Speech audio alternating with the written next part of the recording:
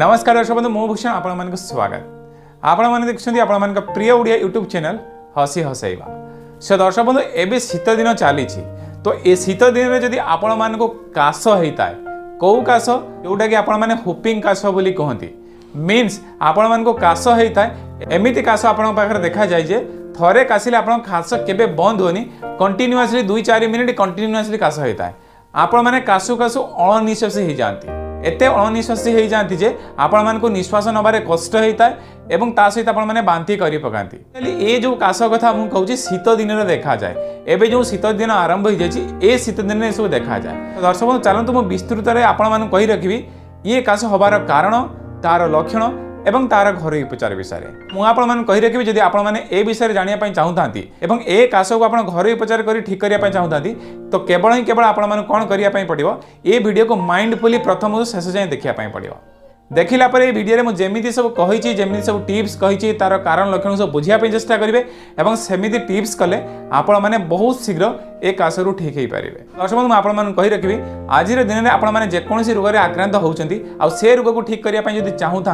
सी भी घरोई उपचार करी कौन रिएक्शन ना कौन साइड इफेक्ट ना एवं बहुत मात्रा पैसा भी खर्च ना जदि एमती आपण रोग को घरोई उपचार कर ठीक करने चाहूँ तो ताहले ये जो चैनल रे वीडियो देखुं ये चैनल रे बहुत गुड़ाए वीडियो अच्छी आपण मैंने आपण रोग अनुजाई से सब वीडियो को देखिपारे। तो मुझे कमिटमेंट करी आपण मैंने आपण रोग अनुसार जिते वीडियो देखिए से समस्त टिप्स को जब प्रॉपर करती तो ताहले आपण बहुत शीघ्र आपण रोग को ठीक करें नचेत आपण आज दिन में पूरा एलोपैथी डॉक्टर एलोपैथी मेडिसिन सब हॉस्पिटल आपण अपेक्षा अच्छा आपण मैंने सेठारे जाई ट्रीटमेंट हो पारे और सेठारे ट्रीटमेंट आपण केमिति करा जाउची तो आपण मैंने आज जाए निश्चित जानी पारथिबे केबे ना केबे आपण हॉस्पिटल जाइथिबे एवं एमानकर शिकार होते तो चलते से विषय तो मुझे बेसी किसी कहबी आपण मैंने चाहूँ घरोई उपचार कर से रोग को ठीक करने तो ताहले ए चैनल रे थिया वीडियो को आपण मैंने देखिपारे देन आपण एको कंटिन्यू करें। तो चलते एबे हमें जानिया चेष्टा करूँ ए हुपिंग काशर कारण लक्षण एवं घरोई उपचार विषय प्रथम आम जानिया चेष्टा करूँ यार कारण विषय से दर्शक बंधु शीत दिन में जिते आप शीतठू दूरे न रे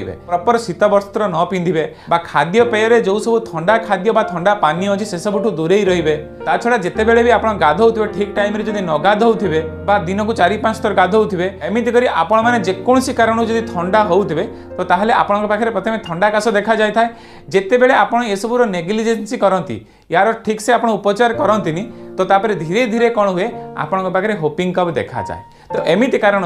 आपण पाखे ये सब काश देखा जाए तो ये तो थिला यार कारण। तो चलते एवं जानापी चेष्टा करूँ यार लक्षण विषय। सो दर्शक यार लक्षण बहुत सिंपल जिते बड़े आप काशिबे आप गोटे निश्वास काशी चली मझे आप निश्वास भी मारी पार नथिबे एमिति मात्रा काश हम जिते बड़े आप काशुवे बांती करे पकेबे समय समय से बांती रे रक्त भी आसीपे ता छड़ा आपण पाखे ठंडा लगी रही मझे मझे ज्वर आसुव